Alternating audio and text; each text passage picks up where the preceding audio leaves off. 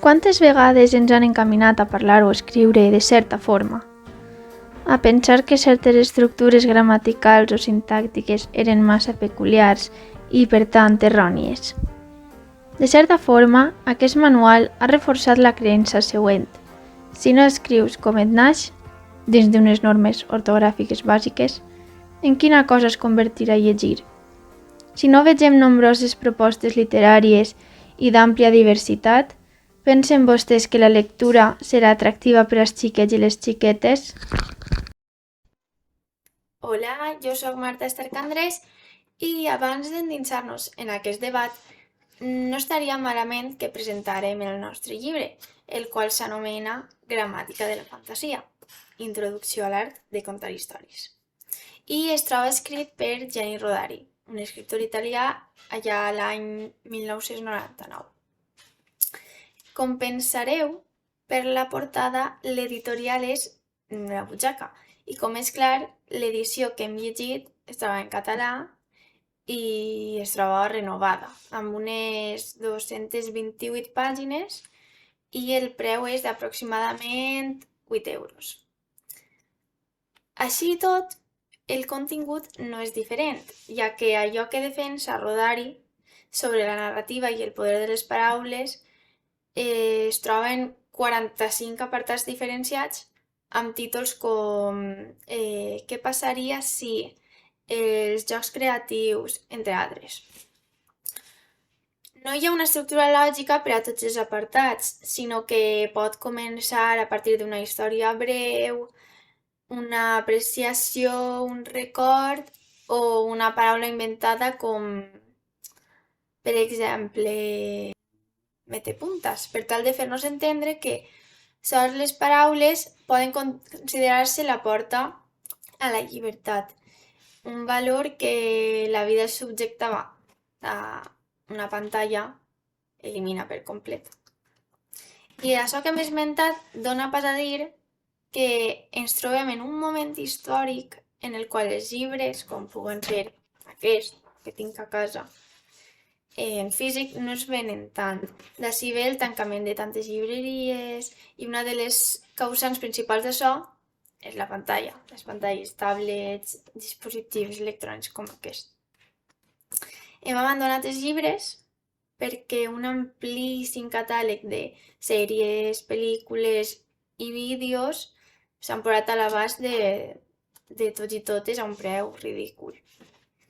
I de certa forma, l'agilitat lingüística de Gianni Rodari ens fa veure que queden moltíssimes alternatives per donar uns passos enrere i fer les coses com cal. O sigui que és possible compatibilitzar l'ús de dispositius tecnològics amb el foment de la lectura sense que es vegi afectada per aquests primers. I hi ha un remei? Jo considero que no hi ha un remei clar per donar-li solució a l'esmentat problema, però les persones, com a individus, poden tenir un paper important, és clar. Els pares i mares, com sabem, són les primeres figures d'apegament d'un xiquet o xiqueta i, per tant, la seva prèvia col·laboració pot servir per a que tots els mestres i les mestres puguen fer una millor tasca. Però no ens desviem d'allò que ens parla el manual de Rodari, ja que hi ha qüestions intrigants i que capten el nostre interès prou ràpidament. Per exemple, amb el capítol del prefijo arbitrario, que ja ho hauré dit anteriorment, amb paraules com mete puntes ens quedem estranyats i estranyades, sorpresos i sorpreses. I si ves una paraula inventada que no es mostra al diccionari ni en cap accepció, no té més valor que una paraula que no la té. I una paraula com aquesta, que pot ser considerada utòpica, ens transporta a mons inimaginables, o sigui, imaginaris i escenaris mai coneguts, però totalment legítims i vàlids. I si posem límits a les paraules, aquestes mateixes paraules acabaran tancant-nos a nosaltres. en nosaltres mateixos. I és que a l'assignatura d'aprenentatge i de la lectura i l'escriptura hem pogut estudiar que no sols la comprensió literal de la informació del text és rellevant, sinó que la comprensió està vinculada també a interpretar i reflexionar, o sigui, sobretot a interpretar paraules, i especialment això es donarà davant de termes que no siguen comuns ni repetits. Per exemple, amb el metepuntes, que dèiem abans. Per què mete en compte de saca? Quina intenció té l'autor o l'escriptor amb aquest canvi i coses similars, preguntes similars. Com a última reflexió, en vinculació amb l'escola i sobre els possibles canvis que es poden donar, m'agradaria recordar aquesta cita extreta del capítol 42, de cuando el abuelo se convierte en gato. Digo una cosa similar a la escuela para consumidores está muerta y fingir que está viva no impedirá que sintamos el olor de su putrefacción, evidente a todos.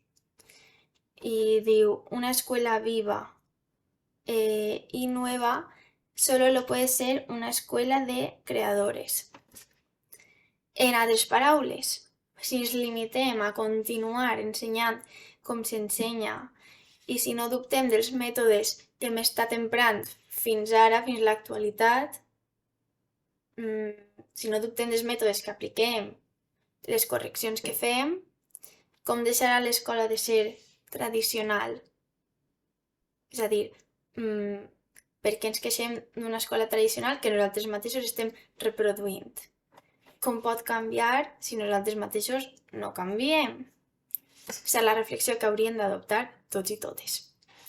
I per últim, per acabar aquesta videoressenya, m'agradaria destacar aquesta cita. Com digué Joan de La Fontaine, la imaginació té sobre nosaltres molt més poder que la realitat.